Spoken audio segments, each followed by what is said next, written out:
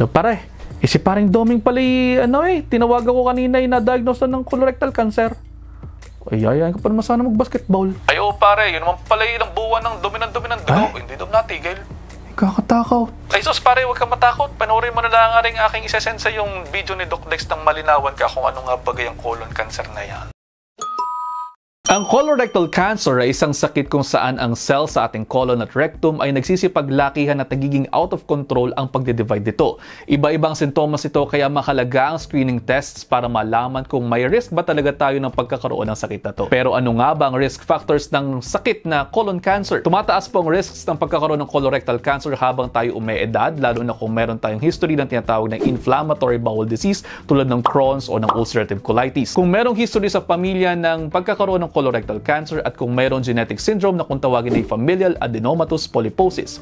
Pero hindi lamang dyan nagtatapos yan. Meron ding mga lifestyle factors na nagdudulot ng pagtaas ng risks ng pagkakaroon ng sakit na ito tulad ng kakulangan sa ehersisyo, kung ang diet po ninyo ay kulang sa fruits and vegetables, kung hindi kayo nakakakain ng fiber sa inyong diet at madalas na high-fat diet ang kinakain ninyo to include processed foods. Isama na rin natin kung kayo ay overweight or obese at kung kayo po ay mayroong mga bisyo tulad ng pag-inom ng alcohol at paninigarilyo. Sunod sigurong tanong ninyo ay kung ano nga ba ang mga sintomas ng colon cancer. Depende sa site ng bukol ang sintomas na maaaring maramdaman ng pasyenteng mayroong colorectal cancer. Kung nasa anorectal area po ang cancer po, pwedeng ang pasyente ay makaranas ng pananakit kapag dumudumi o dumudumi ng dugo. Pakiramdam na parang may naiiwan kapag dumudumi pagkatapos na magbanyo at pagbabago sa bowel habits. Kung nasa bandang left side sa sigmoid colon ng bukol, dahil sa anatomy po pwedeng ang dumi ng pasyente ay maging parang kakorte ng pencil, maging maliit yung dumi at pagdudugo po sa dumi. Kung nasa kanang bahagi naman yung bukol po, pwedeng occult bleeding. Pwede rin pong iron deficiency anemia dahil mas malaki po ang right side ng colon kaysa sa left side ng colon. Pwede rin po nating isama dito ang pagbabago-bago ng bowel habits tulad ng halimbawa ngayon, parati kang diarrhea,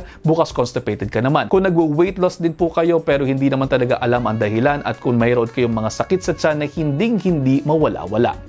Ang tanong next, paano naman po ito na-diagnose? Colonoscopy ang ginagawa para ma-visualize ang colon at kung mayroong bukol po pwede rin po itong i-biopsy. Sinasabing mas mainam na gawin ang screening at age of 50 and then every 10 years thereafter. Kung mayroon kayong history naman sa pamilya ng colon cancer below age 60, mas mainam na gawin ang cancer at age 40 and 5 years thereafter or 10 years before the age when the youngest family member was diagnosed. Sunod na tanong, ano naman ang po pwedeng gawin para mabawasan ng risks ng pagkakaroon nito? Sinasabi po sa mga pag-aaral na inirekomenda ng mga eksperto ang pagkain ng mas maraming gulay, ng prutas at ng whole grains para mapababa ang risks ng pagkakaroon ng colon cancer, pati na rin ang iba pang mga sakit tulad ng coronary artery disease at diabetes. Ipinagpapayo rin po na bawasan ang pagkain ng mga animal fats at mga processed foods dahil ang mga yan ay risks din sa pagkakaroon ng sakit na ito.